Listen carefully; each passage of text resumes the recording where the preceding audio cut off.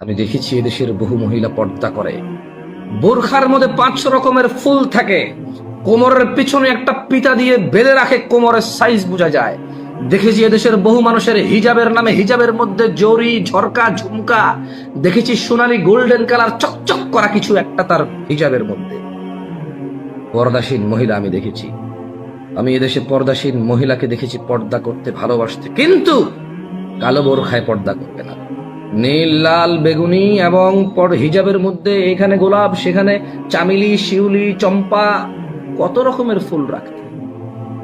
আমি দেখেছি এখানে বহু মানুষ পর্দা করতে, পর্দাকে ভালোবাসতে, কিন্তু কোন পর্দা? তা বোরখা হতে হবে নাভির নিচে ফুল, বোরখা হতে হবে কোমরের পিছনে বাঁধা, বোরখা হতে হবে শরীরের সাথে লাগানো, বোরখা দিয়ে বোঝা যাবে শরীরের অবয়ব অবকাঠামো।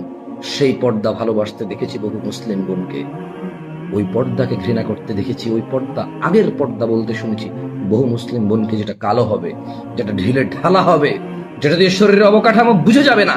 দেখেছি বহু বাবাকে তার মেয়ের জন্য রং বেরঙ্গের ঝকঝকে চকচকে পর্দা হিজাব কিনতে এবং তা দিয়ে ছবি তুলে ফেসবুকে ছাড়তে দেখেছি আমি বহু বাবাকে, যারা তাদের মেয়ে পর্দাশীল করতে চায়।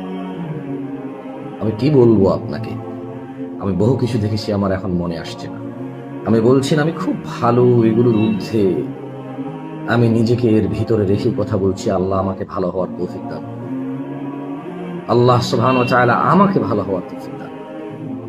তিনি আমাকে ক্ষমা করুন, তিনি আমাকে ওই পর্দা থেকে আশ্রয় দিন যা কোমরে বাঁধে, যেই বোরখার মধ্যে রং বেরঙ্গের জড়ি থাকে, রং বেরঙ্গের ফুল থাকে, যে বোরখায় শরীরের অবকাঠামো বোঝা যায়। তিনি আমাকে ওই রকম পর্দার বুঝ থেকে আশ্রয় দান করুন।